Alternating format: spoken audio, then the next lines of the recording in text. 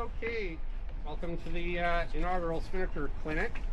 So introductions, we've got Todd Pierce and Phil Craig. They won the North Americans last year. And really long time racers in the 2x2 class, like myself and Adrian. We were third in the NAs. Troy raced in the NAs and like 15 or something. Sorry, that came out wrong. He's also the top three. Ex-national coach for the Irish sailing team, so he knows a lot about coaching. I had a lot of fun. Yeah. So there you go. So those are intros. Why are we here today? And the answer to that is basically that flying a Spinnaker downwind in the absence of racing is easy. You put it up, you kind of get it flying, no big deal. But flying a Spinnaker and winning, or at least not losing, is a whole other story. Because why? Everybody else is trying to beat you. So that's what we're going to be talking about. How to make more winning maneuvers on the boat. And the clinic today is not just about flying the Spinnaker. It's about the system of flying a Spinnaker. All wind conditions, different crew skills, etc. The equipment on the boat. We'll talk about it ad nauseum from front to back. And why choices are made. The coaches are going to chip in with their own commentary on each line item. And I'll pause each time and say, does anybody have any questions? And we'll move to the next line item. So, going back to, again, why are we here today?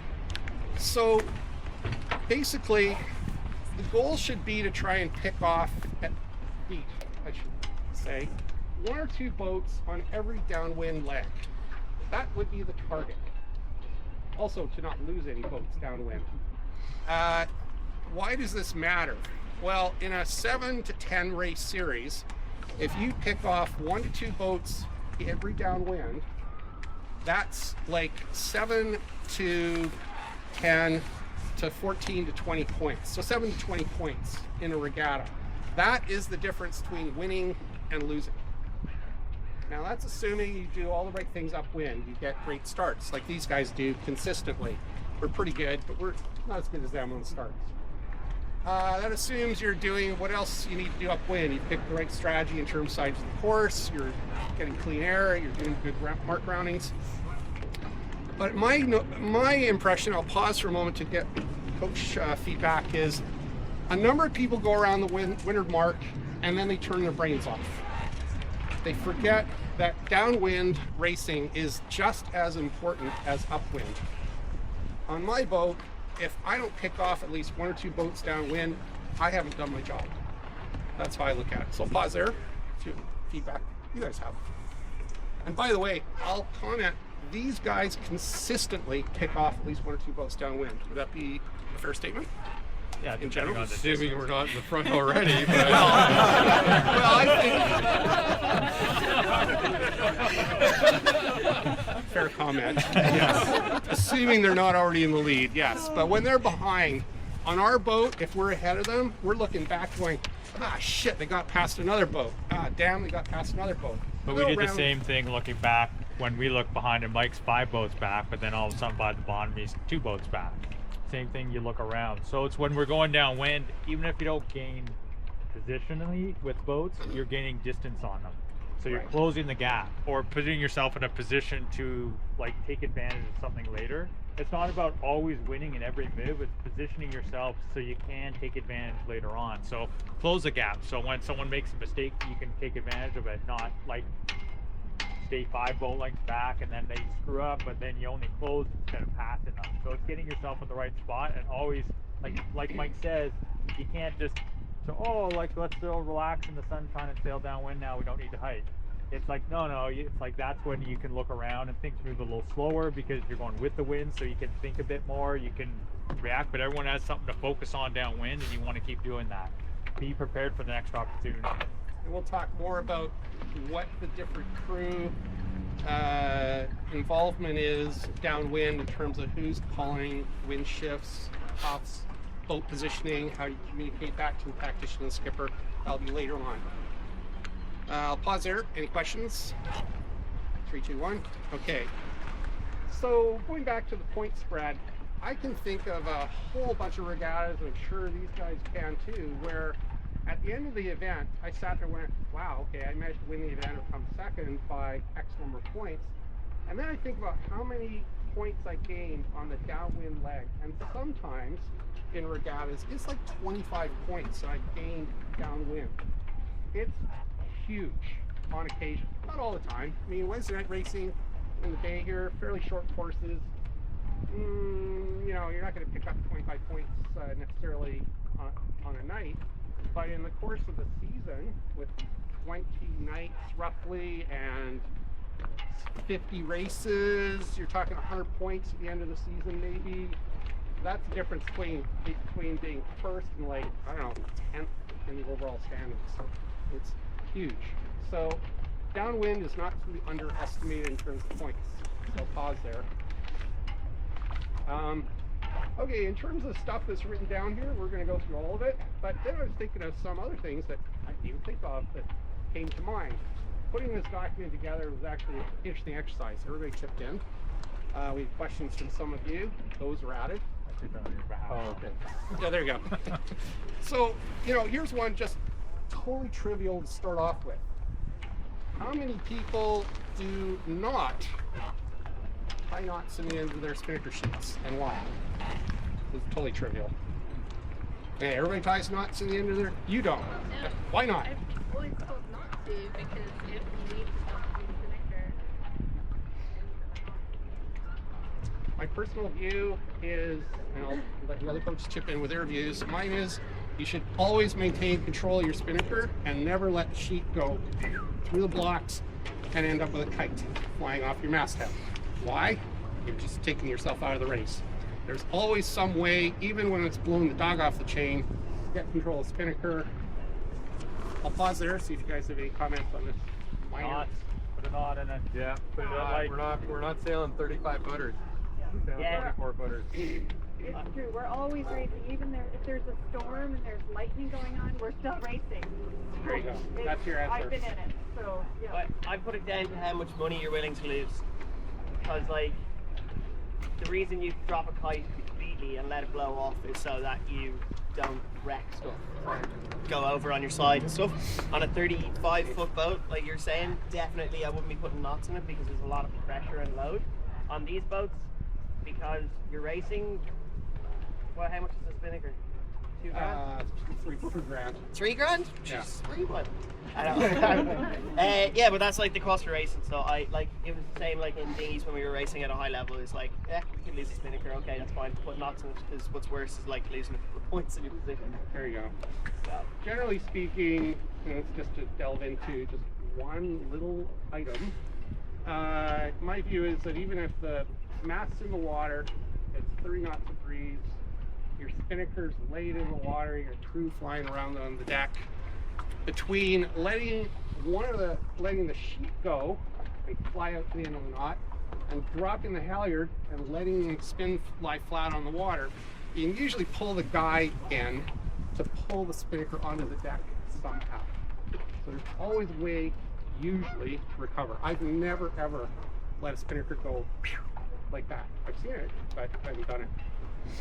Okay, how many people would cut their spin halyard to recover from a mast in the water situation, approach? Don't see any hands. That sounds expensive. Yeah. A lot of work.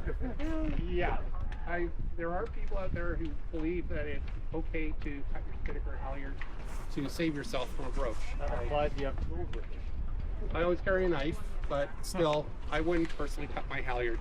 It is a major pain in the ass, and that goes back to you should always be able to control the Spinnaker one way or the other. It's not that big.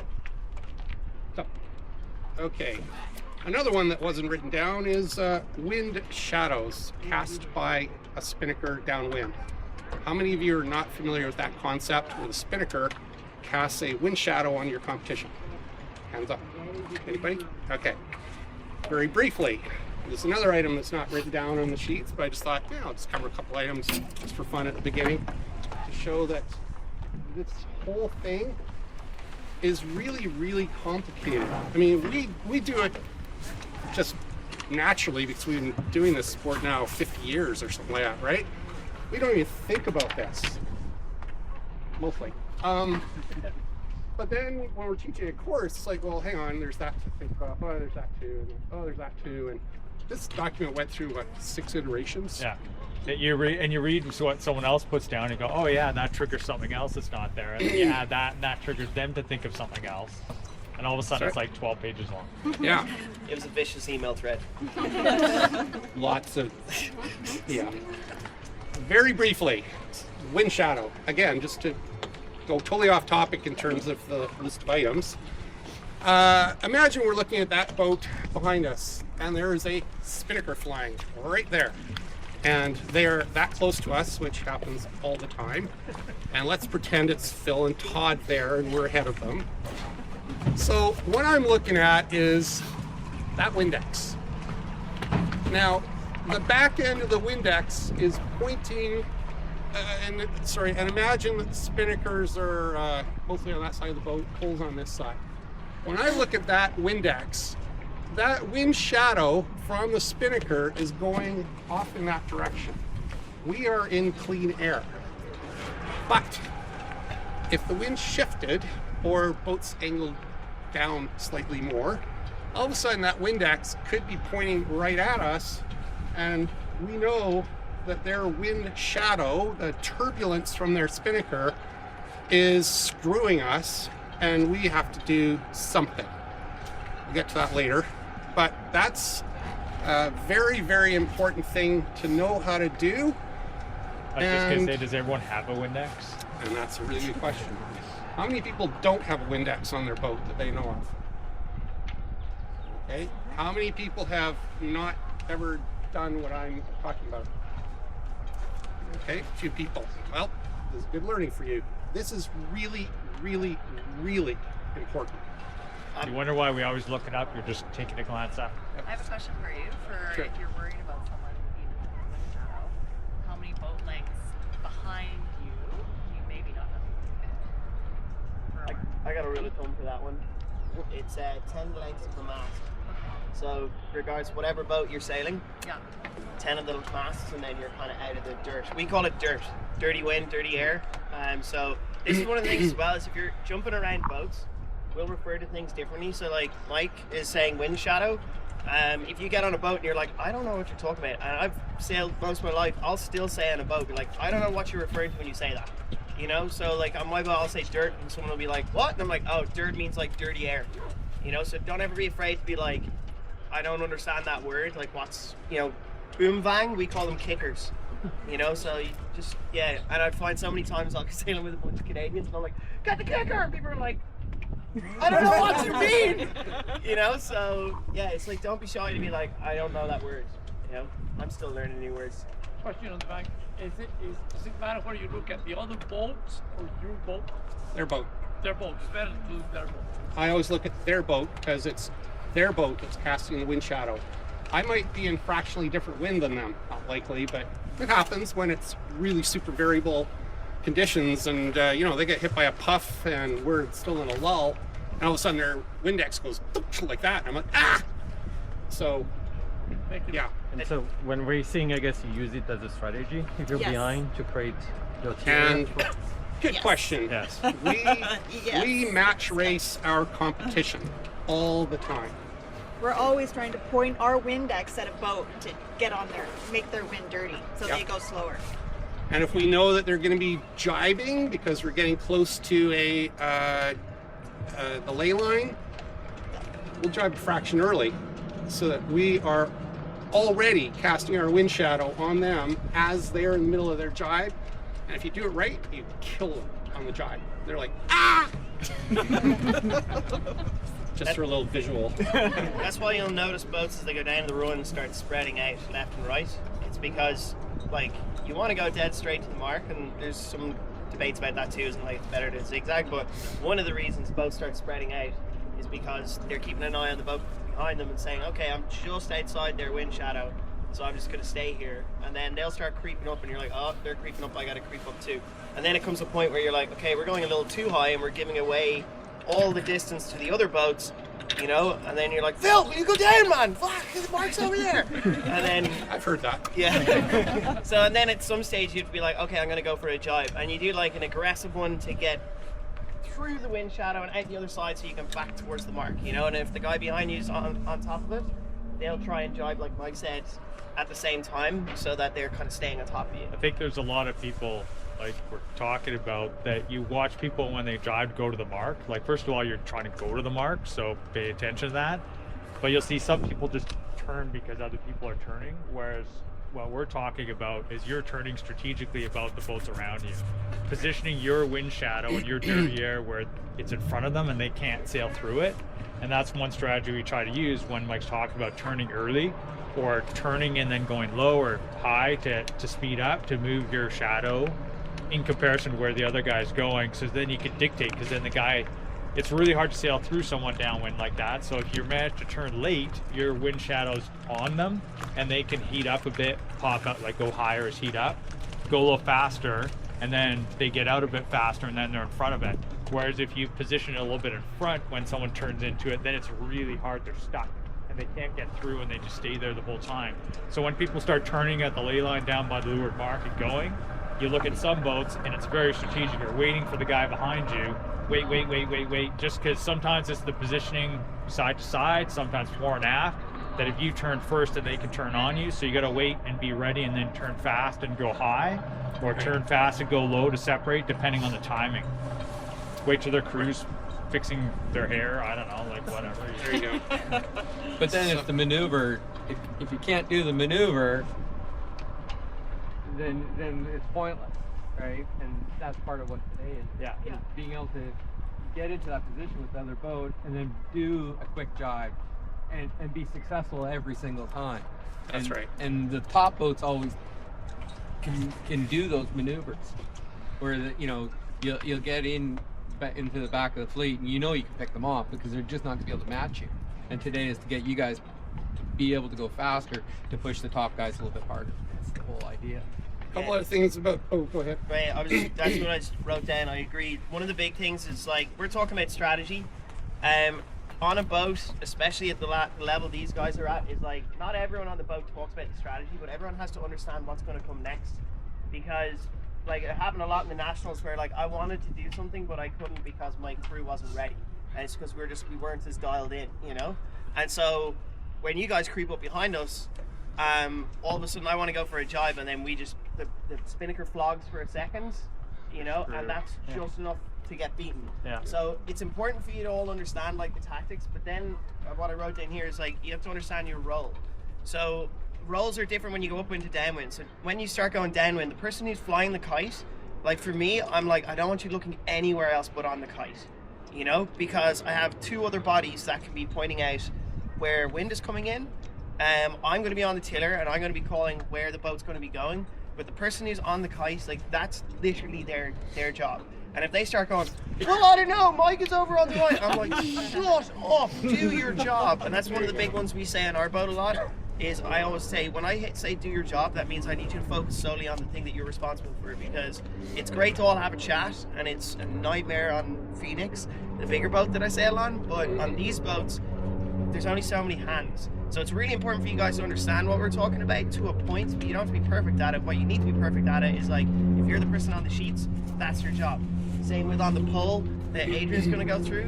Like, there's one thing there, if you don't do your job perfectly, it rolls all the way back to the boat, and then it comes to boats like these that are really experienced, that just make less mistakes and will just kill you on the downwind. And it works both ways too, because when the person driving starts focusing on how someone else is doing their job and not looking around and not steering properly, Right. It's a cascade effect. And it's super easy when you have a mixed bag of crew or you're not used to sailing together. Someone's screwing up and you're trying to give them instructions. Now everyone's focused on that, and then meanwhile Mike's like just torching us behind, or like, and all of a sudden you look up and you're like, Yeah. it's happened more than I once. enjoy torching them on occasion. Gives me great joy, just like They torture equally us too, though. torture us. So if you guys are a team, because probably a few that are here solo just want to learn, then there's some of you are a team. try and figure out words that you can use to each other that, like, you know, because I always say, like, there's no please and thank yous when we're racing. Do it. Swear words okay? Swear words are alright, yeah. But, like, you know, it's not like, oh, would you mind pulling in the sheet? I'm like, pulling the sheet. Like, there's too many words there. I'm just going to say pulling the sheet. Many Like, words. we're here to do a job. So for us, like, I'll communicate to people, say, when I say do your job, that means I feel that people are squirreling and they're doing things they're not supposed to be doing. Or someone's telling us about a great story about one time they won a regatta 20 years ago. And I'm like, do your job, do your job. And that just means I love you, shut the fuck up and focus on what you need to do. You know? There you go. We will get to the list in a moment. Can we pause this because it said fuck? Well, Sorry. it'll be immortalized. I can believe that. You're on camera. It's not on any channels. So just to finish off a couple of things that we were talking about that were off script. With regard to wind shadows, it's not just the boat that's right there. It's all the other boats that are around you within a 10 mast radius. So if you've got I call it a picket fence of boats above you, and you look at their Windexes and they're all pointing at you, you're in a very bad position. So I look at the Windexes around me, and sometimes there'll be a Windex on a boat that's pointing down there, and there's a Windex on a boat further back that's pointing over there, and I have this little clean slot of wind, and I'm kind of like, hope I can hold it. The only options really, and feel free to chip in guys, if you are in a wind shadow, is you either have to heat it up, like point higher and get out of it, or jibe fast and get away. Yeah. Other Well, options? I don't necessarily agree, because often, because we always sail windward lures, you'll get a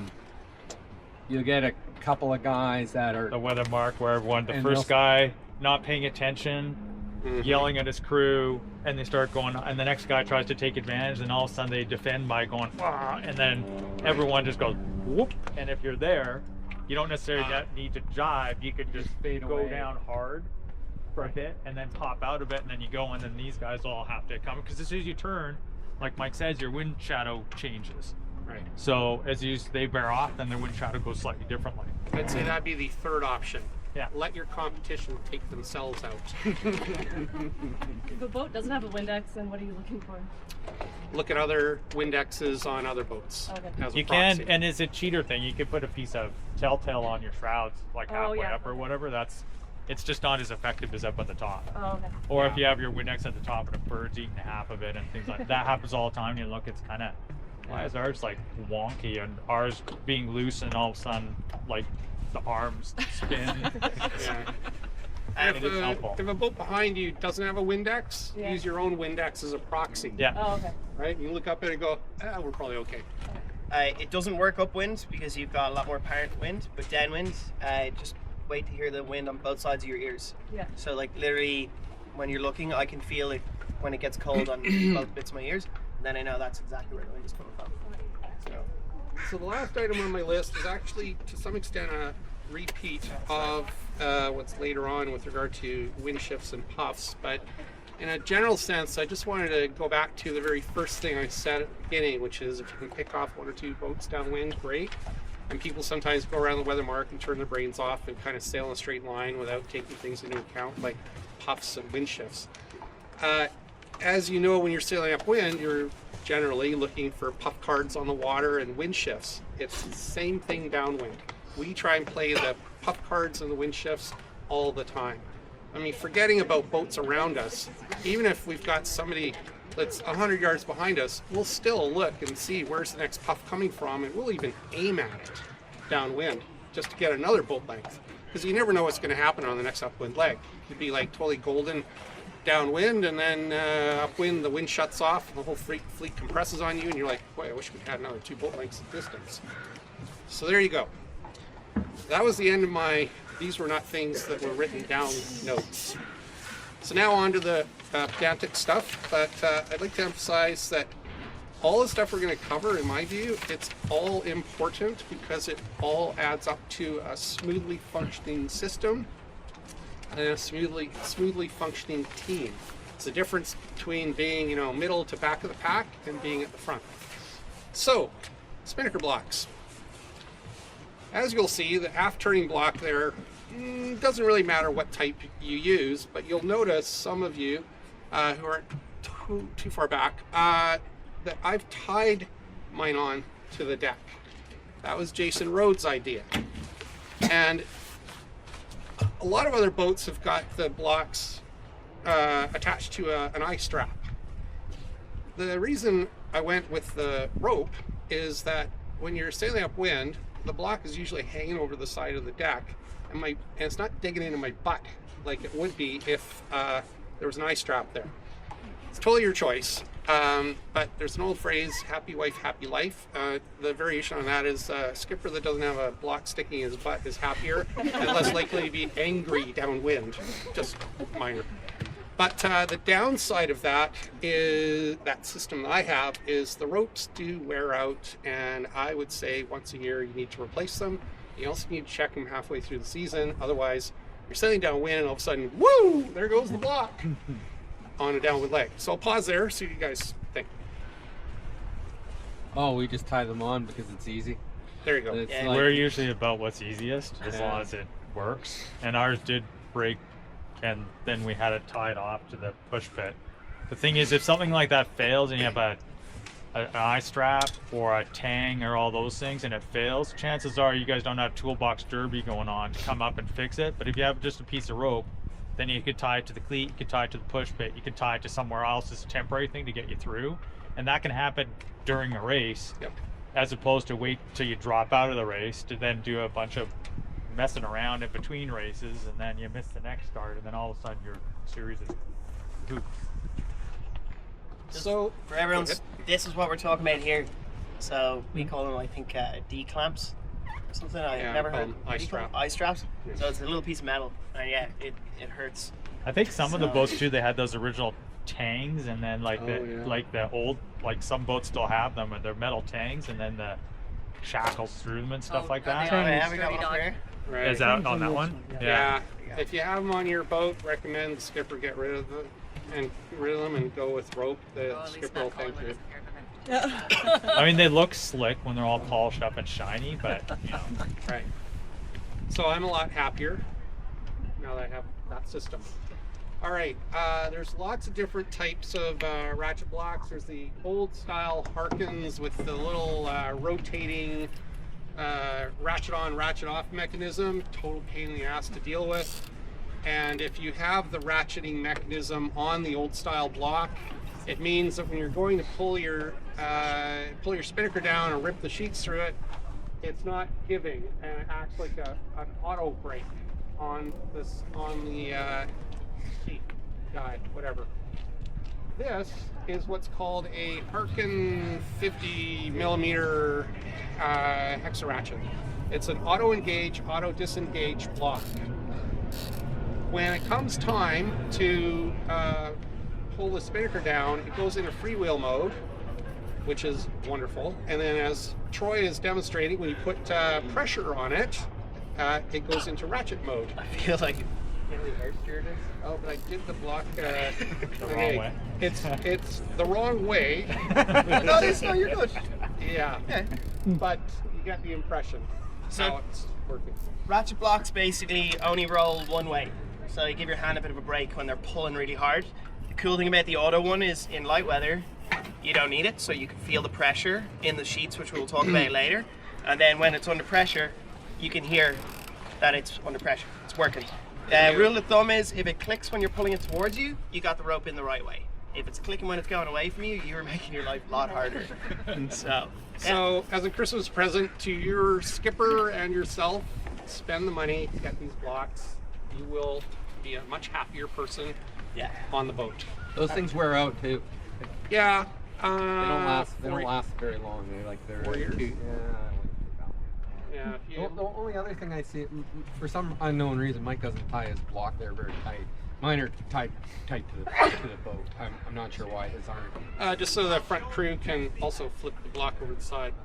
I wouldn't do that. I'd have it tied. I think ours are further ahead too, but we Yeah. don't like. Yeah, we're gonna. Mike talked about sitting on his block here. It's like, oh, when Phil sits that far back, I harass it, crap out of him, and stop leaning against the push bed. I got a bigger bust than he does. How much pressure does it take to actuate? Because I actually hate the feel. I have a real hard time flying it right. if it's ratcheting, you know? So They're just auto these on, ones- auto off. Not too much pressure. Oh, there is a screw. Because I think Feel there's it. one you could Good. adjust the tension on it, so Yeah, like you think- can actually make it so it goes easier or it engages earlier or Oh yeah, later. right here. There's a set screw. Yeah. You can adjust the load. But I hate it unless I just can't hold the line. If it's, you know, if it's Well, really below get it. an Allen key. I think it's an Allen key, a little one, and tweak it. Yeah. Here's another really random, like, I call it like the last 1%. But when your ratchets aren't on, it's super light wind, so it's easier to hear when ratchets are being pulled.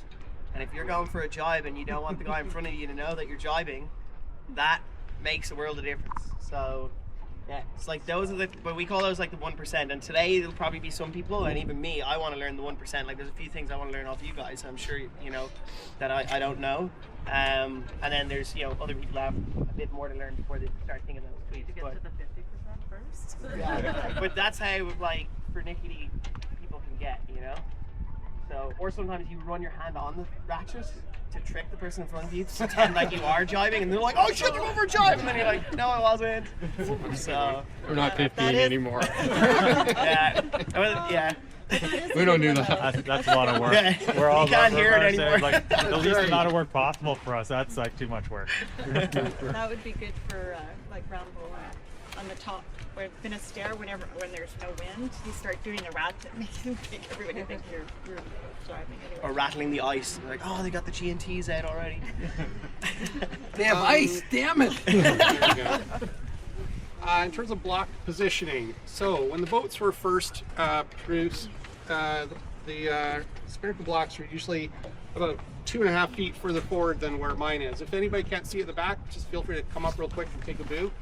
In fact, more people that could spread out and come forward, the better, because then everybody gets a bit of a view. If younger people can cross their legs, you're able to sit on the front. There you go. So, There you go. old style used to be about here, and that's because back in the day, my recollection is everybody flew the Spinnaker standing at the shrouds. And then over the last 10, 15 years, more people started shifting towards flying the Spinnaker from the cockpit. Why? Well, there's a couple of things which are talked about later, but might as well get into it. When you're flying the Spinnaker from the bow, that means that person who's handling the Spinnaker there is probably also going to be driving the pole. Well, that means in order to drive the pole, they have to do a handoff. Now think about that when we're talking about telegraphing with loop ratchet noises. And when you're doing a handoff to somebody in the cockpit so that you can then drive the pole, you've just given all your competition 2 seconds advance notice that you're driving. Now, that doesn't sound like much, but sometimes we do maneuvers on these guys in a quarter of a second, like to try to catch them off guard. Well, if we're doing 2-second telegraphs, they'd be like, "Oh, thanks." So, yeah, that's one reason that the blocks have shifted back, because if you're flying from the cockpit, you want to be able to grab the sheets pretty easily on each side, and if they're 3 feet further forward, harder to grab. So that's where's Matt's on his boat? Pretty far. Middle of the window. Yeah, pretty far forward. So Oh yeah. there's lots of ways. Somebody made the comment earlier. It might have been Todd. There's a couple of different right ways to do things. There's a whole bunch of wrong ways to do things. A bunch of less right ways and then a bunch of just flat out wrong ways. So I don't know. How about you guys? What do you do on your boat, or what are your blocks and why? I think they're further forward. They're further forward, so we're not at the back. I understand why you do that, and I think that's kind of a decent idea. Ours are just further, like almost where the other holes are, and again, they're just Like a through foot piece forward. of rope, like where your holes are. They're Yeah. like stuck in there through a piece of rope like this. Right. What you guys don't see is the 2 holes. Some of you can't see. There's 2 holes right here, and we're like, you know what? We really don't like that block there, because when we're in a hurry trying to grab the sheets, having to reach an extra foot is a problem, because we're high maintenance, right? So, or at least Adrian is. The thing is, all these little things, like what Mike's talking about, they all contribute It's a together. half second Accumulation of longer them. to reach. Like if where you could save a right there, second you there just every gained time. A half second or a second, and every Right. second, because we all finish like we cross the finish line like a second or 2 seconds apart. So every half second actually makes the material difference. So. Right. There's Easy another, to change yeah. it. You just get your drill out and Yeah. drill 2 new holes. Yeah, it doesn't You can hurt. drill lots of holes in the deck. Doesn't matter. There If you you go. don't own the boat, Fair point. Always ask. And if you're worried about drilling the hole, I'll come and drill them for you. Yeah, we'll see. Phil I'd did say it. one thing is for people who like don't own the boats that are coming on a crew, don't be scared to say like, what way do you like to do it to the skipper? I do it all the time. I'm jumping around boats all the time, and then like even tying sheets. I'll say when I'm setting up the kite, like, do you tie the ends or not? You know, and some people would be like, oh hell no, don't tie the ends, you know, and then other people like might be like, of course, like tie the ends. I don't want to lose the race, you know. So if you're unsure, you know, like it doesn't mean that you're a bad sailor to ask. I'd actually prefer when people ask me like, what way do you guys like to do this? Like, I race in a 44-foot boat, and we always have 1 or 2 new people because we're all a short crew. And like when someone comes on board and they're like, yeah, I got this, I'm like, oh no, it's gonna break something. Yeah, but if someone gets on and they're really experienced and they're like, hey, like, how do you guys like to do this? I really appreciate that, you know. So it's not that you're a bad sailor. I don't go like, oh well, this person's a rookie. I'm like, oh, this person actually likes to work with a team and figure out how to get this boat moving faster. So we're talking through a lot of things here, but I'll jump on a boat and I didn't even know about how you're allowed to move the blocks back and forth. I figured It's not a measurement thing. So Out comes the drill. I thought you were all cheating. No, but yeah, so I'll just be like, oh, that's really interesting, cool. Like, what way do you like to do this? You know? Yeah.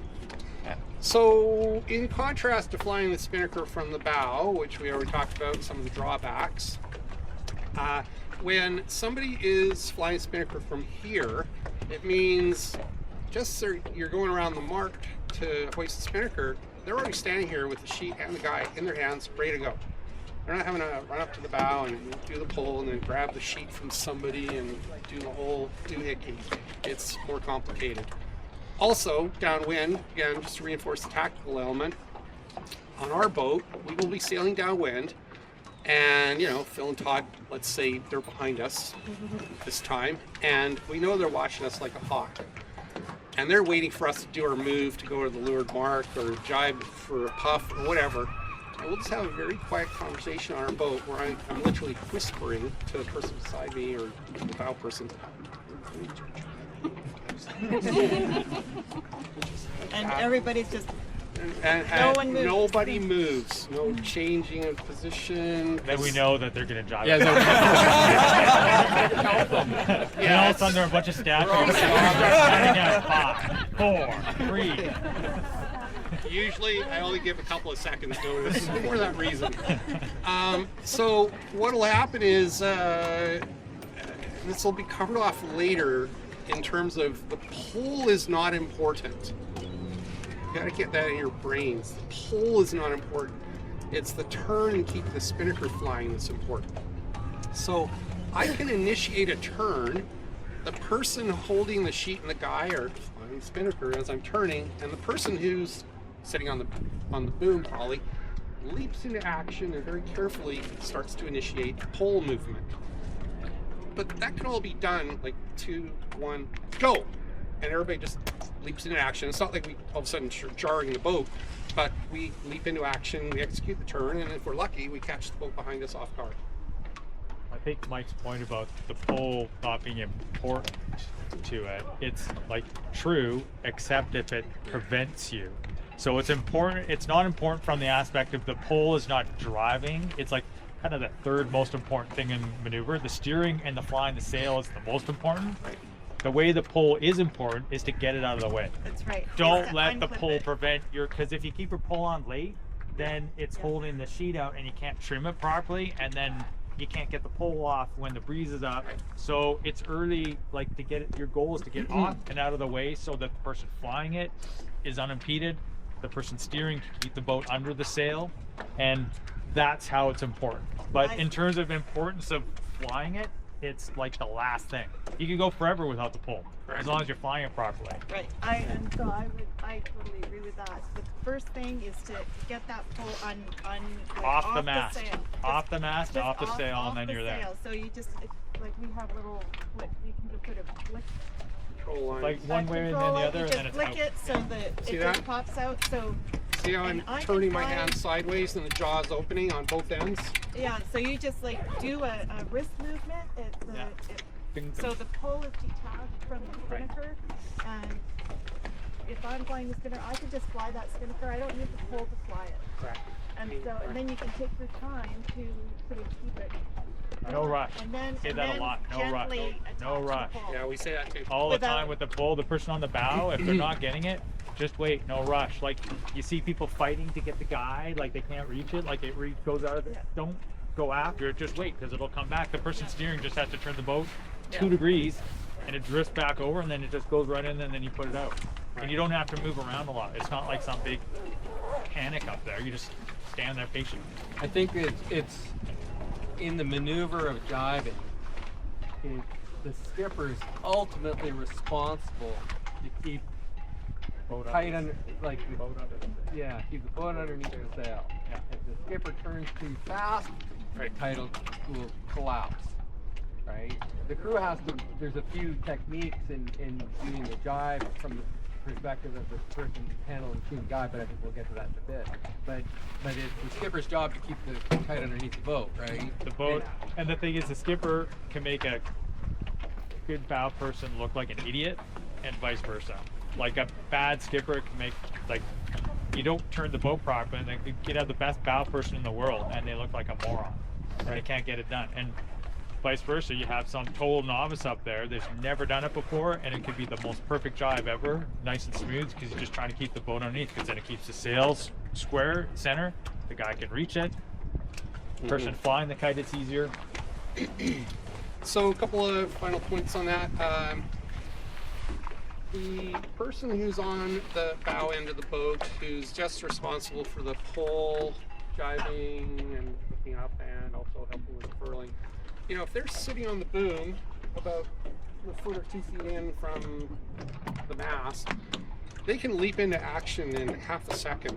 You know, if I go, right, go, and they can pivot, disconnect from the mast in half a second by reaching their hand around, twist the control line on the pole and disconnect the outboard end of the pole, pole's out of the way. Do a nice turn. And with that in mind, if it's a dead downwind to a dead downwind jibe, you know, I'm turning the bow of the boat like maybe 5 degrees. And it's like, not at all. Tiny. Just like tiny bit back. That's it. Yeah. If your skipper is turning more than that on a downwind jibe, you need to have a chat with your skipper, because odds are they're turning too far, too fast, and yeah. So cover that up later. Where he means sitting on Sure. They're just leaning against it. just Yeah. sort of Yeah. just sort of like this. So the boom is up and you're here. And if he's walking to me saying we're gonna go, and it's 5, 4, 3, you're gonna position on your hand. So it's super What's the best place for a Very- cabin back and very guide, so the guide and sheet stand right there? And come back right here and standing here. Yeah, the Like person side by side, or flying the kite there, it's about heel of the boat too. right? So if your skipper likes to sit on the leeward side or the weather side, like I prefer sitting on the weather side, and then Bill just goes wherever. But the person on the bow can help control the heel a bit, so you might be able to step out to the rail if you need to and back. And it counterbalances when you're cleaning up, like the cabin back person does clean up. So as you're moving around like that, the person flying the kite, that's their zone, and you got to work around that. And so then that's why you work as a team, like to help with the balance of the boat. So like you don't all sit on the rail and then like it heels way over. So To add to that, I think what I started doing is, instead of being like, what's the best place to be, it's like, what's the priority? So going downwind, the priority is the person flying the kite. So I'll sit leeward if the person flying the kite prefers, you know, so because they are the priority. I just have the tiller and I'm looking behind me, so I can do that from either side. I would prefer to sit windward side, it just feels more natural, but it's the priority is that person. The other priority going downwind then is weight and where the weight is on the boat, both on the left and right or port and starboard side of things, but also front and back. So it sounds, some people, yeah, it sounds funny, but like, you know, the ass of a boat is bigger than the front. So if you have to weight forward, it's actually better to have the bow down rather than have the stern. So Adrian, and this is where we are going to contradict each other during the day, but if I saw someone sitting on the boom, that would kind of drive me crazy, because then the boom would be pulling on the leech of the main and I wouldn't have control of being able to do that. If I have someone here up the front, the weight's further forward, the pole's right here, so they can pop it before they even get up. I will contradict him. So if the person is sitting in front of the mast facing forward, they are now no longer helping out with the tactical situation. So even though on our boat, admittedly, we probably don't tell somebody necessarily to sit on the boom, it's more leaning against the boom. Yeah. Then they are an integral member of the team with regard to wind puffs and wind shifts, wind shadows, boats going faster or slower on one side of the course or the other. So that's a major advantage to the system we're talking about, where somebody's flying from the cabin, from the cockpit, and the person's up by the bow, only Looking having back, saying. So on our boat, the guy who's doing the bow, he'll never sit on the boom. I'll fucking freak out. I'm more forgiving. But. You know, he'll be standing, looking back, and he'll be pointing at the boat where the wind shadow where the wind shadow is. So it means if you're driving, you don't need to be. And we don't want him talking, because it's bad enough if one of the guys talks nonstop. And nothing about sailing. But he's good because he'll just keep his, and so as the boat moves, we can watch it. And then if it's on a light day, I make him go down to leeward. And now he's crouched underneath the pole, but he's facing backwards always, pointing at where the boat is. And he's not telling us where the boat is, he's just pointing at the boat, is what we're trying to get him to do. We don't want him talking, because he's not the guy making the decision if we're going to jibe. That's going to be between the technician and the helmet, when we're going to jibe. But he's going to have us pointing at it, and he's ready to jibe at any moment. So we don't even have to say anything. We'll just say we're jibing, and he's doing the ball. Yeah. Because the minute you're on the boom, you now got to do another maneuver. You got to turn your whole body. You got to rotate around, so we eliminate that whole stuff. That's good. Yeah, eliminate really one, you know, and then the other, and then we know as Adrian's blonde hair gets, you know, goes around, we know they're jibing. That's actually it. Really powerful is like knowing your job, so that's really important that that person is pointing where the wind is coming from. And then also I'd probably add in is like, if you see that boat's making a maneuver to come up into your lane to cover you, maybe they can say as well, like, oh, they're coming up, you know, so it's like immediate, like, but I don't need to hear everything else. Like, yeah, we have a guy, Carrick, that sails on a boat with us, and like just talks about everything all the time. And it's like, dude, like, simplify the shit out of everything and how you communicate as well, you know. So that's a really good one. Yeah, just like, right, that's the one job you have, and then that allows the skipper to look forward, you know, look about the boats squarely. So yeah, I like it when two people are facing back, the tactician and the person on the boom, so then you got more brains engaged in analyzing. I find it personally hard to steer and do that or that, looking around. So I mean, sometimes I will do it, but there you go. So your tactician moves up from, when you come up to the mark, the tactician moves up to cabin back? And then whatever the tactician could also be, let me think about this, could be the bow person, potentially. Could be the cabin back person. Right. So, and wouldn't be the Spinnaker flyer, because that's their... They're focused just on flying. And that's where, when you're putting your crew together, like sometimes you have a strategy about who you're going to go sailing with, and you know people's best assigned things, but we have all the time when you're just picking up one or two different people, then that's part of running your boat, is deciding how best to allocate skills. And sometimes it's like, okay, Phil, I guess you're doing bow tonight, or like I'm doing bow, where it's like you're trying to figure out and try to do tactics from like one other position. You can't fly the kite and do tactics. It's impossible. You could steer and do tactics, but it's way harder. And so that's where you have to be strategic a little bit. Sometimes like the best guy flying the kite might be the best guy at tactics, so then that's why you want someone else to learn how to fly the kite to give you the opportunity to do better. Okay, next line item, number 4. Tweaker blocks, which my helpful assistant Vanna will display. I'm one of the few boats in the fleet that uses tweaker blocks. I was wondering what the hell those were. Yeah. So down in this started in California. The guys who race and women who race 2x2s down in Los Angeles at Marina del Rey race in ocean swell conditions. And when they're going downwind, they're constantly adjusting the pole and the Spinnaker because they're rolling down a wave and then going up a wave, and they've also got chop on top of the wave to deal with.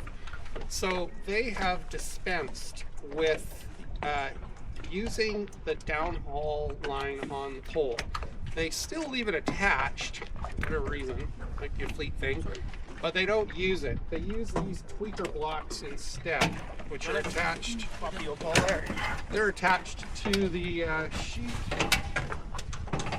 So when the guy is in the pole, the tweaker is jammed in like that, and it's acting like the pole downhaul.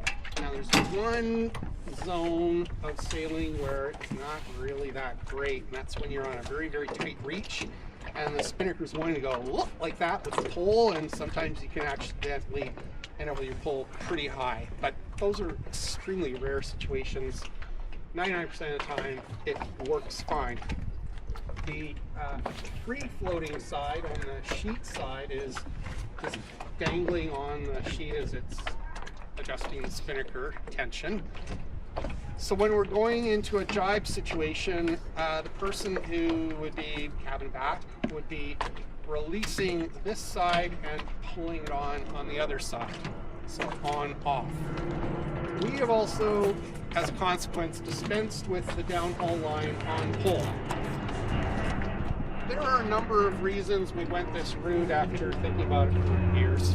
I don't know what it's like on your boat, but on my boat, I was constantly having issues downwind with the cabin back person who would be having their hand on the whole downhaul line, which would be in or near the cleat. And their job was to basically let the downhaul line go through their hands if the person flying the Spinnaker wanted to yard the pole back a whole bunch or use it forward or vice versa. People kept cleating that sucker over and over and over again, in spite of us saying, don't cleat the effing downhaul line. And they fall asleep. They fall asleep, and I'd be like, just cleat it. You don't so after a couple of eruptions in various North American championships, I was asking my friend Jeremy Smith one day, I said, am I being unreasonable? He says, no. And he's a very experienced sailor, so I was like, yeah, I feel better now. And literally, when you're steering, it handcuffs you. Going downwind, you, like all of a sudden, you can move all over where the pole comes, but if someone cleats that goddamn thing in two, like... See? It's not just me. Yeah, but... And then they start sheeting it in too tight, and then it's But just this like... setup that Mike has, don't do it. Bill was waiting. I was looking at this like, this is, we have a different technique. We can tell you guys what we have after Mike's done don't with do it. this, because I'm going to tell you why. Why? Number one, it makes it way too complicated. Number one, For simple folk like us. right? Two, if you ever forget to release the leeward side, That's happened to us. you are going to get passed by 3-4 boats instantly. Because by the time you realize you're going too slow, it's like, oh, we forgot to let the leeward tweaker off. The penalty for not letting it off is too great for any benefit for the system. So don't put it on your boat. I Thing can is- tell you that right now. I know. When we're approaching Doesn't the matter. leeward mark, You- I always undo the tweaker. It's always So- You have and- to have and a the- that crack, reason. Yeah. perfect crew to Yeah, use them. I and think what if Bill's you don't point have is- it. Oh, Yeah. we have a crack crew, so... So I think the point is, it works really well if you guys are used to it, and you can dial in. It's a really good system. If you have a rotational crew and people that, you know, fall asleep at the wheel and don't pay attention or talk the whole time about non-sailing things, and it doesn't get lot up. And I only say that because when we're sailing, the Elliots have this, Yeah. and we're sailing the fleet championships, and we're like, oh yeah, this is out of the final race, and we're like, oh, why did all these guys pass us to leeward? And we're like, what the hell are we doing? And it didn't come off. And then we let it off, all of a sudden, oh, we're twice as fast again. We almost lost the whole thing because of that. Oh my god. And so that's why we're a little gun shy about them. Right. But And the- more rope in the boat that you don't need. Yeah. Just, yeah, we it's have all problems that. with that too. And I think the alternate method that we have to this, which everyone has, is a downhaul. Like we have a piece of shock cord on it that helps mitigate when someone's really keen on the cleat, trying to get every bit of work out of that cleat for them. Right. That's what we use. And what that does is if you have a piece of shock cord between your pole and your downhaul, you still have your downhaul attached, but it's got a shock cord in there to give you some flex, either there or on the deck, but on the pole is better. It allows you, the person pulling the pole back, it can pull back enough, like 6 inches, 8 inches to the extension of the shock cord, and then you hit the line. And that gives you enough play for most of the time that you can have the downhaul cleated. And then if the guy eases a tiny bit, you don't have to have the person on the downhaul snugging it up to keep it tight, because it just goes up on the shock cord. And then as you pull it back on the guy, like 3-4 inches, which these micro adjustments that we are talking about, that the person doing the cabin back doesn't have to uncleat it necessarily. You do at certain points when you're doing major stuff, but it gives you a lot more flexibility when you're steering. When the person trimming the kite, they don't have to keep adjusting the downhole as much. That's our alternative, but we went to that, and that seemed to work for us. And something looks like that, similar. So, yeah, I'm a big fan of showing, because I'm a designer and have ADHD. So, what he's saying here is, right, you've got your uphole and your downhole, right? If this was tied directly to the deck, right, while you're playing the guy back and forth,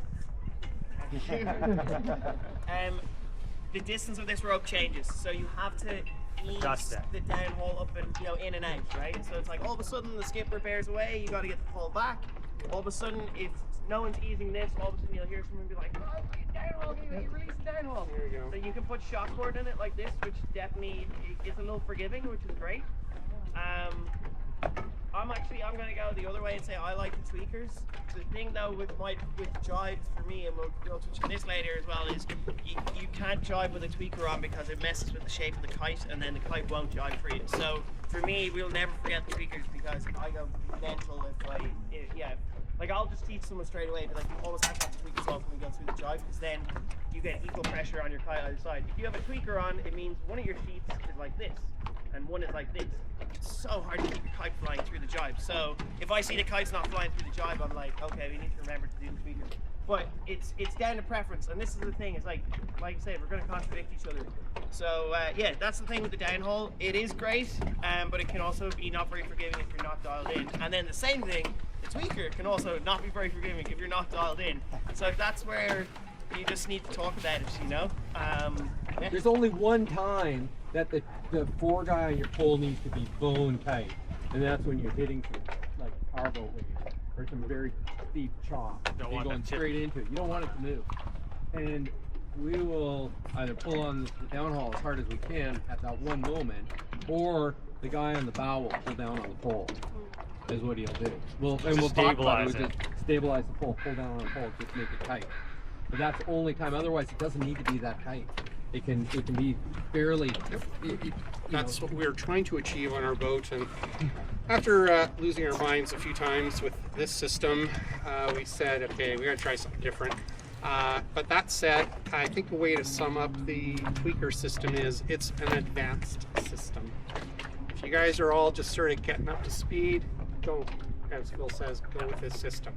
This is for people, crews, teams that are already operating at a top level, and this can insert. Well, because I think the downhole is still such don't a think pain you in should the do ass. Because if you have the downhole, right, and I'm flying the kite, I don't have a third hand to be able to ease the downhole on and off. And usually when you need to play with this is when you're in the middle of something that you're like, I don't want to be letting go of anything or not focusing on keeping this kite flying. And then what usually happens is someone's like, the fucking downhole, get the downhole, and then someone like up here is like, oh, I'll go get it, and then it's like a mess, So yeah, he's describing what happened on our boat. So now my question still have the downhole. Yeah, this is a big one. That's the same color as your other one. Just in case. Let's say we're racing in the English Bay Scramble, and there's a leg of the course where we're going to have the pull real close to the forestay. Then we will dump the tweakers and go with the standard downhaul system, so the pull doesn't go woo like that. Or if you're with an experienced bay person and they prefer to set the poles upside down like that, So some people like to set their poles like this, and then others like to set like that. And then for me, I don't give a shit so long as the pole's done right. So if a person jumps in the boat and they're like, "Oh, I'm used to doing it this way," I'm like, "Swap the pole. It's all good. It's up to you." You know, I don't mind. So yeah, you'll notice that today. Adrian will probably go through it, which is talking about like setting a pole when the hook is up versus when the hook is down. And I've that's never different done for it every with the boat. hook down. So I've always, for 30 years, I've always done hook up. There you Never go. even Yeah. considered putting the hook down. Hook up. Yeah? Well, Never because done it. boat. when you trip The trip guy line, floats out top. Yeah. 'cause except in lighter. And then If in it'll lighter pop you out. can trip and then dip and then drift out. Yeah. Yeah. But there's also inputs. We don't need to talk now. We'll do it when we go for the pole. Yeah, Yeah. so if I'm tripping it, right, the line, when I trip it, the line just pops out. If Yeah. that's when the jaws are up. It won't pop out if the jaws are down. That would be me doing that, and Yeah. then the Spinnaker doing that. So I would never do that. He would lose his mind. All right, Spinnaker sheet lengths, thicknesses, tapering, and knot options. And then marking control lines, I'll let you handle that one because you brought it up. Sure. Okay, so the Spinnaker sheet length is outlined on the Fleet website. How many people don't know about our Fleet website with a huge amount of information? Okay, everybody knows about it. Great. Okay, these spin sheets were made for me by Sally Holden 15 years ago, and they're still in pretty darn good shape. They're comfy. They're thick enough. They're not super thin, which I appreciate. Yep, they're long. So there's the standard length on the website. I think we add 5 more feet just for fun. I Some like. people have 2 weights, like for light band and If we're really keen in super light air, that's our light air set. Mike's got more money than me. I inherited these from a boat I bought recently. So, and then there's these ones, which are the backup Spinnaker sheet, just in case one of these 15-year-old sheets goes boom. We have 1 or 2 of those on board. I bought those from Dave Biggs for $50, so it wasn't too bad. So tapering. If you don't have tapering, it just means that you've got a heavier section of Spinnaker sheet in the air on the sheet side of the Spinnaker. So tapering helps reduce some of the load on the leach of the Spinnaker. I'll pause there, see if there's any questions, comments. So in light air, when you're sailing and it's light out, the thinner line for that first 10 feet doesn't, the weighted heavy thick rope, so if you throw in the ocean going fishing with it and then you hoist in light air, the rope will drag the corner of the sail down so that it adjusts the shape and it doesn't look as good. So you want that to float as much. So if you have a little thin one, who cares about the person flying, its hands get shredded, we don't care. Then it just can float a little bit easier. And anything like that, it just makes it runs through the stuff easier, stuff like that. But that's why you only have like the first 10 feet. Because you don't want to be when you're sheeting in super tight here and then that's when you've got the thread in your hand cursing the person who made it the wrong way. This next one, there may be disagreement amongst the coaches. So I disagree. Yeah. See? No, there's no disagreement. So we sailed for years, decades actually, with bowlines tied on the corner of Spinnaker. But we were finding, for whatever reason, that on occasion the knot would jam in the pole end, and it was a real pain in the ass getting it out, dealing with jibes, whatever. And after a while I was like, you know, back in my dinky days, we used to do this. So, by the way, this means it's more pain in an ass to thread the Spinnaker sheets because you have to go in reverse order. But whatever, minor price to pay. All you do is you take, you know, you fit a ball on the end, tie a figure 8 knot, you get it undone later if you ever have to. Shove the tail through that way, like so, and see, voila. Well, anyway, I'll get it tight. You always want the ball pretty tight here. Skippers don't know how to set up kites. I know. They generally keep me away from the ropes. So now all of a sudden, check out how close you'd be to the pole end, and there's no knot to deal with. No, not get jammed into the jaws of that, where you're like, it's jammed. Yeah, and sometimes it's a pain in the ass. So I'll pause there, and what do you guys do?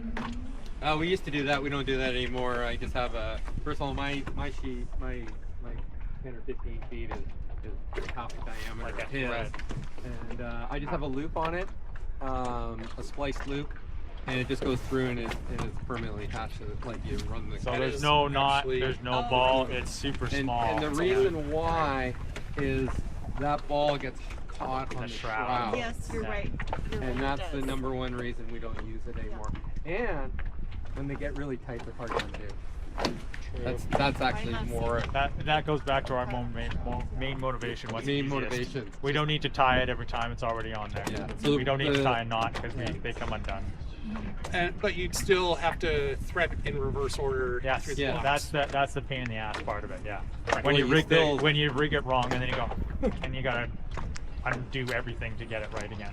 You gotta run your Spinnaker sheets every time you go out. So I would agree that their system is better than this. I should have thought of that one, and it's just I didn't have any splicing set up. I could get a splice loop on the end well, of this. he's in love with 15-year-old Spinnaker sheets too, for some unknown reason. They're comfortable. They are. I think to the point of like the different techniques, they all work. Sometimes we pick something like we say it's easier, but it's also like there's less chance that it's going to screw up.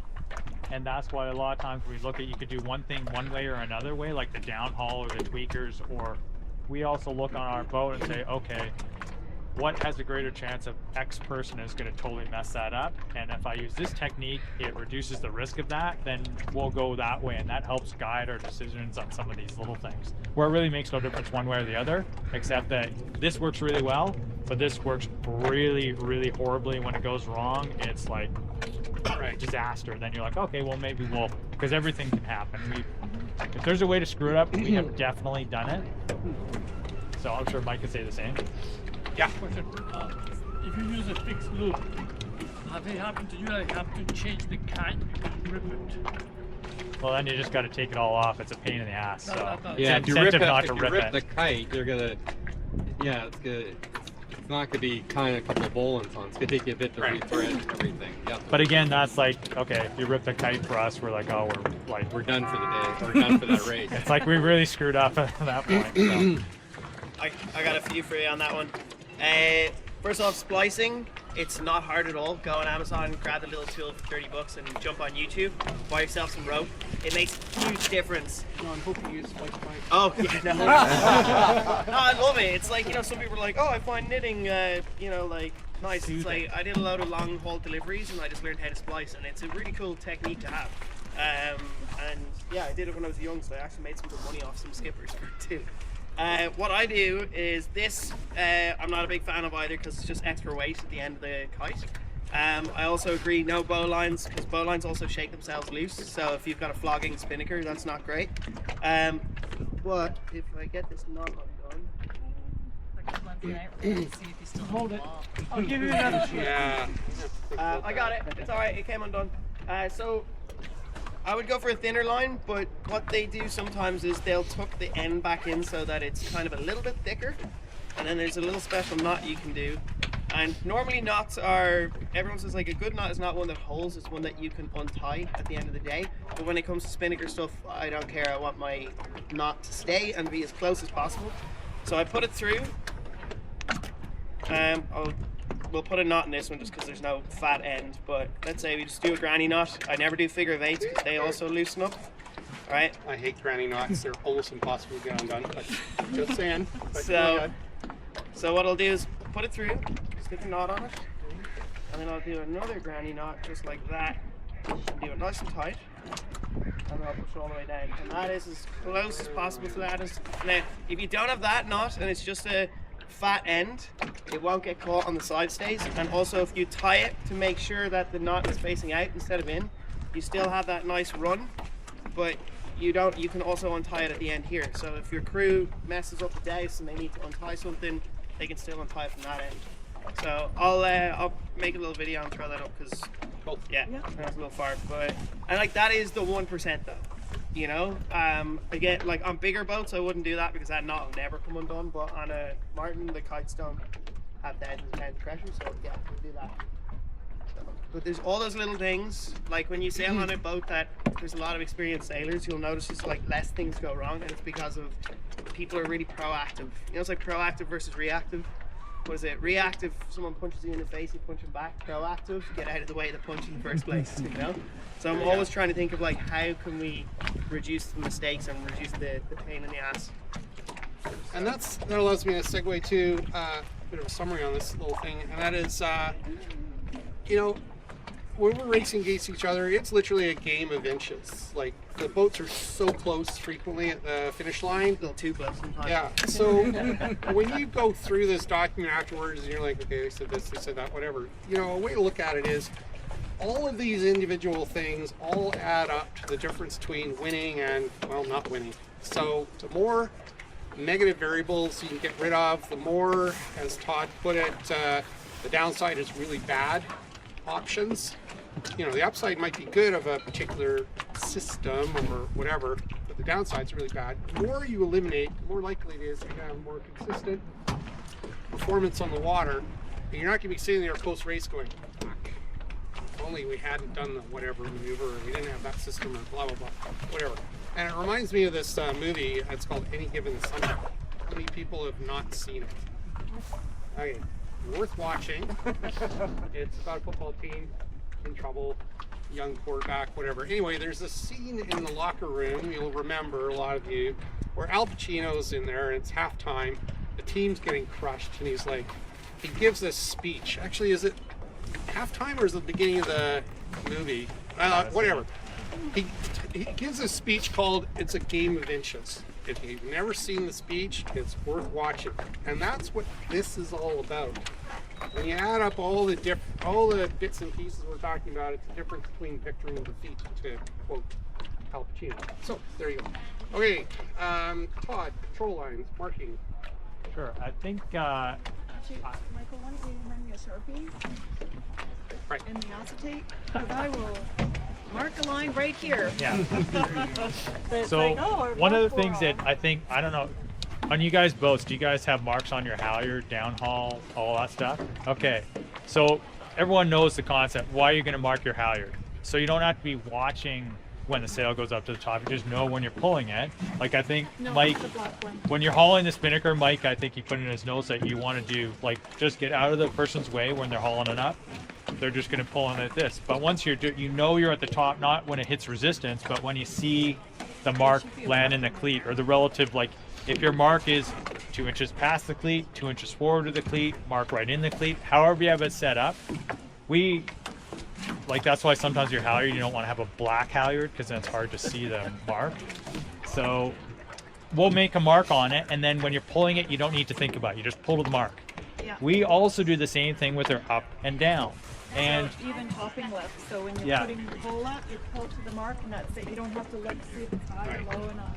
right, and so when we mark our pole, what we try to do is the pull up, you just want it level. Like for around here, you just want your pull level, set it, that's your topping left. You always want to go there. And it's super important, don't do it like 2 inches before, 2 inches aft, because that then affects the other settings when you're doing it. So you always just go there. It's really easy. Before you get to the mark, you're going to top the pole, pull it to the mark, and there you're good to go. The downhaul, we mark that as well, and we always pre-cleat it. And what we do is we have the shock cord method, because it gives a bit of flexibility. We'll have it, because we're mostly you bear off, go on to runs, we'll have it like cleated with pull level halfway back. And the reason being is when you go to hoist and you pull the kite around, it gets it enough off the forestay that it can get projected and get air into it, but it doesn't, as you're pulling the guy back, it stops the pull from going too far back past that pivot point, and then it slams against the shrouds, and then there's a bunch of friction pulling, and when you ease the guy to try to get the pole to go forward, it doesn't want to go. And so we have someone, we even back up, like our chatty Kathy on the bow will have to push the pole forward, like push it back, because sometimes if it doesn't get cleated, you don't want that off, because what can happen is the pole can sky, the pole could go too far back, and then you got to now focus on putting it forward because you can't get it flying. So it's really important, like you've got the marks on it, just mark it. Your halyard, your top and left, and then your downhaul right to that mark, and then you can adjust it as you need to. And that's why we have the shock board, because it gives us the flexibility of that. I think using the tweakers would be different for that. I was going to say the downside of a tweaker regarding what he's talking about is the pole can slam back to the shroud. So the front person then has to focus on pushing it forward, then makes it, it's a bit more coordination. So if you're good at it and you're used to it, the system's slick. But if you're not, it has a better potential to go sideways and then screw up the rest of your maneuvers. And so that's why we focused on a system that is, there's a greater likelihood of success than, like, I guess the floor is higher than the ceiling. So like if you have tweakers, yeah, my ceiling might be, the performance might be better, but then if it goes wrong, my floor is down here and I'm gonna really suck. And so we picked a system for us that, you know, we may not be as good as Mike's system in terms of top if it doesn't work as well, like perfectly, but if it doesn't work perfectly, it's gonna be not horrible. And so that's why we try to, so then you're not focused on trying to like react to it because you've been punched in the face like 3 times now. So you're just trying to prepare for it. And so it's anticipating like the person with the pole knowing where it is, but if you can clean it in a certain spot, worst case scenario, it goes to the spot. And then it's just adjustments versus like, oh, why is it on the shroud now? Oh, why is it way in the air? And now you're fighting it out, especially in breeze or if the skipper has to drive the boat high or down or react, and then you're not quite ready, and then it makes it really hard for the crew. So I might just chip in. So for us, the reason why we don't use why we've gone to tweakers is that when the tweakers are set, you don't have to do anything more. Downwind, there's no uphill, downhaul. You don't have to think about any of that. The tweakers for the top and left. But you gotta think.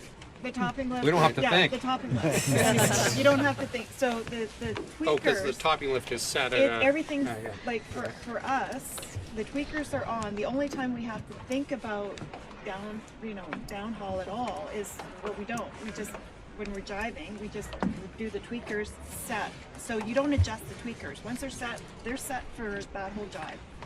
You don't adjust them. So that's the part where people are cleating the downhaul. We don't even have to think about that whole thing. So yes, it's a bit trickier when you're putting the spinnaker up and taking it down, making sure that you keep the pole pushed forward, but that one push forward hole is worth, like, for you guys, for us works. It's worth like, oh my gosh, no. And for us, with the variety of people that we have doing the position, it's so like, okay, we'll just go standard, and that's why having that shock cord on there helps us.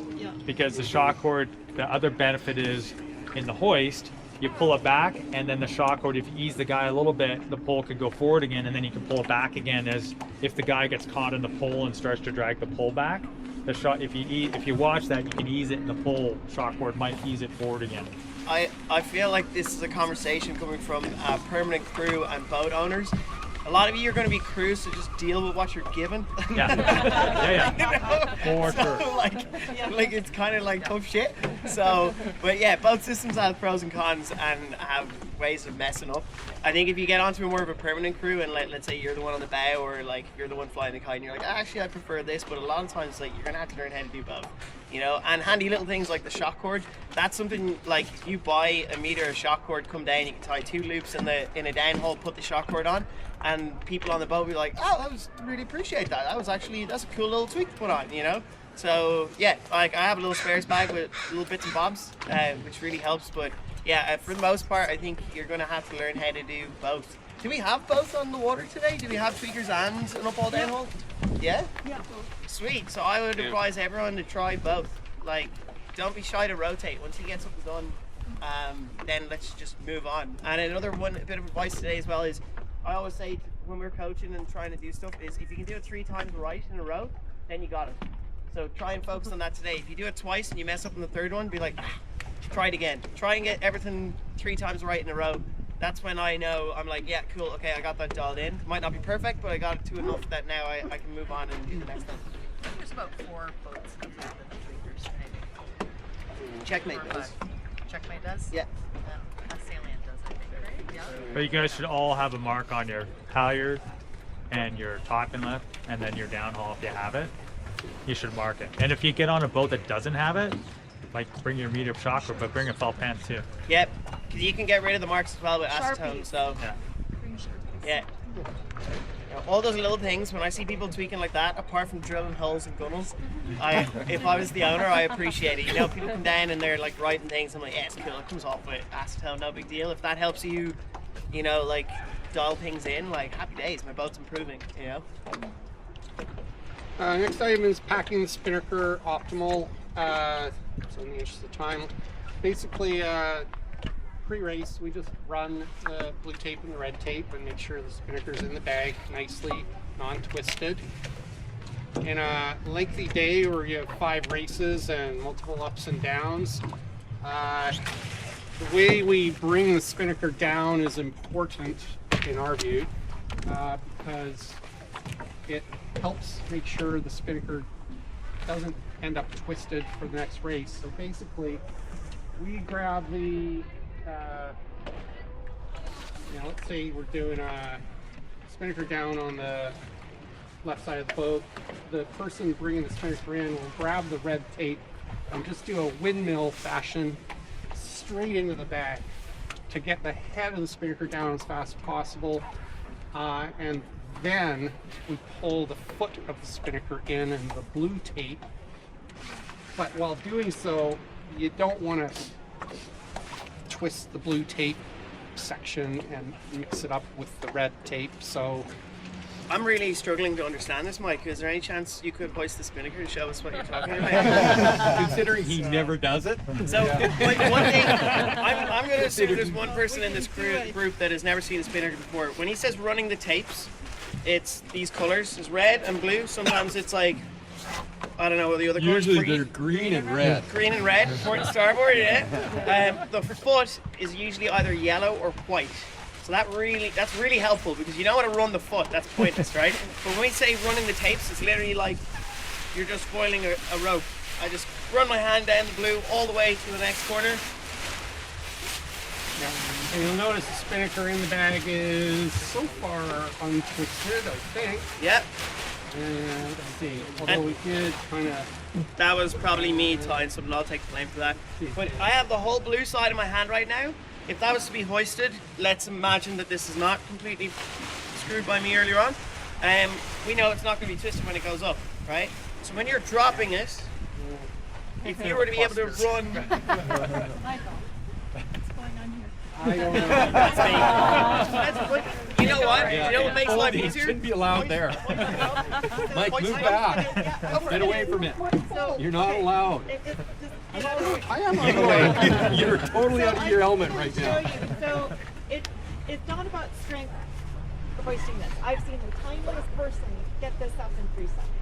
So it's not a strength thing. You don't need to be a big guy. You can be a small woman, but it's all about how you use. First of all, she's standing. So I've you seen people stand. try and hoist Spinnakers sitting on their butt. Sitting down, I'm like, and they no, do no, that. no. So the big thing is to get a good. We know what's going to happen. You're using all of you're using. So yeah, and I don't have gloves on, by the way. So I'd be faster than this, but it shouldn't take long. We'll start yelling at you. I'll go faster. This is why you need gloves. This is how I play Spinnaker. Okay, when you guys look at the halyard, is she at the mark on the halyard? No. Why not? Because it was stuck in the shroud there about a foot or two from the top. So you wouldn't know because you got the resistance, so that's why you look down here. So this is why, and the marks dull over time, so this is why you make marks when you're...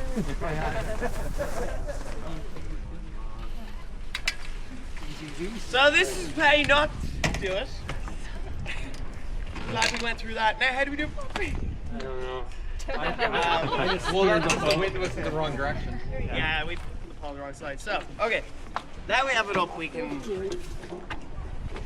Okay. A little bit higher. A bit higher. Yeah. Oh, we got the red marks on there, but I was like, Anyway. Well, the red marks are here. Again, Mike, you shouldn't be allowed to fly the Spinnaker. I don't know what you're doing. So, one thing Adrian was saying there is, yeah, this is not great, right? You should be grabbing right in front of you and doing it like you're swimming. Like you know, a when swim full- coaches are like you're full. doing- Yeah, you're Yeah. doing a full extension and hopefully not hitting somebody behind you. You Who should cares? be able to do it in They three. gotta Their know. fault. Yeah, They're in the They're way. in the way. So it's They only have to learn it and once. use your core, so you're using your core, it's not all about your arms, it's using your whole body and pulling. Yeah. So And you can get it up pretty fast. I've seen a lot of bloody noses and mouths from that, and it's perfectly acceptable because they are in the wrong place. But it is good to be like, hey, get out of the way, you know? Another thing is the quicker you are pulling it up, the more the kite heads up this way and doesn't fill. If you go slow, the kite gets halfway up and then it's like, oh, I want to fill. So if you can go like 1, 2, 3, you know, and you'll see that with like 49er sailors and stuff, they're just like 1, 2, 3, and it's up. And that allows the kite to go up and then pop when it's at the top. So it makes your life easier. So yeah, if there's someone in the way, like I literally just be like, get away, you know? Because I don't want to hit them, but at the same time, it's like that priority thing. The priority is not to get in the way of the person hoisting the kite. Okay. So it's a lot easier if you can get it up in 3 seconds, because as Troy says, if the longer it takes, the heavier that sail gets and it's harder. The harder it is to raise. All right, so you're gonna trip it. We'll now show you letting the tape. I'll do the job I don't want to do. So if you didn't let that tweaker off, you'd be screwed. So very briefly, I would be doing windmill style. But before I do that, I'm just going to pause. One thing we do is we flip. You can't really see too well. When I uncleat Spinnaker, we flip the Spinnaker halyard around the cleat for friction. If you don't do that, it comes down zip style. So you want a little friction for resistance. So that's a really important thing. And then Gotta run the halyard. We usually Forgot to run the halyard. We usually run the halyard, which I'm gonna wasn't assume the done halyard's properly. right. Anyway, head goes in the bag, and then Totally out of development. I don't like that, but everybody's got different styles. I think one point is that Mike did. You saw how when he brought it down, he put it in the bag. The head. You want to get the sail, like when you start bringing it down, put it away. Start putting it away. Some people like to gather it in and then try to put it in. And number one is it's harder. Number two is it can blow out and it's slower, but it also tangles. Right. So when you pull it like Mike did and just actually go like right out and into the bag and start deep bags. Some of the bags are shallow, but the newer ones are deeper. It goes right down easier, there's more space. But once you get it down off the deck and out of the way, less chance of it twisting. A way of summarizing it is head down first, foot in last. Yeah. Don't gather the two corners of the Spinnaker together, like Todd was saying, or you end up with a giant. It's quite amazing to watch different people. The concept of putting it into the bag, even for guys who have sailed with us for 40 years, they can't seem to figure it out. It's true. It's amazing, really. Yeah. Yes, It's like, it happens every time on our boat. we It's like, sail with different people every Wednesday night, but those guys have all sailed. You know, they all sail 505s with me over the years. They're all exceptionally good sailors. But can they figure out how to put a Spinnaker down the hole repeatedly? No. But it's to the bottom of the bag. Yeah. You know, that's, especially when it's windy, because if you don't, and then all it takes is a little bit of wind on it, and it drags out part of it, and now you've got this big mess. And it once it's out of control, now you know you have to run the tapes going back upwind again, which is a hassle. Like trying to run the sheets and the tapes while you're sailing upwind, and once you're done, I don't know about you guys, I'm never 100% confident once it's finished that it's going to work again. We ask, it's like, is that going to fly properly? Is it going to hoist properly? And you hear, oh, of course, no problem. I don't know how many times you guys been told that, but we've been told that, and I just go, yeah, okay, we'll see. you know when it goes down right. Yeah.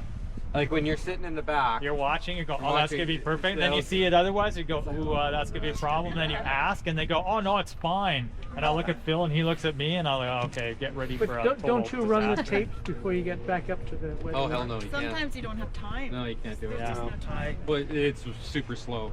Yeah, Have if some it's guy windy, in that's it. ways And- in, and running the tapes takes 10-15 seconds. That's less weight out on the rail. But the other thing is too, even if it's light air, like Phil said, we'll watch it go into the bag and we'll know it's good.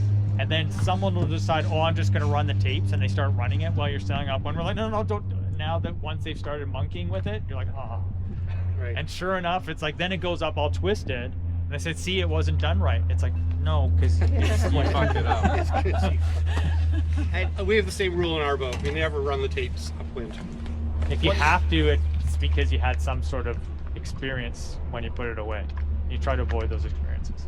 One thing to note on, just like Adrian was doing the long pulls, when you're doing spinnakers as well, it's not this, it's hand over hand, right? You can assume if you're holding the tape and it's down there, the rest of the kite is up there. It's literally like swimming. You know, I remember my swimming coach was always going like, reach for that extra inch. That's the same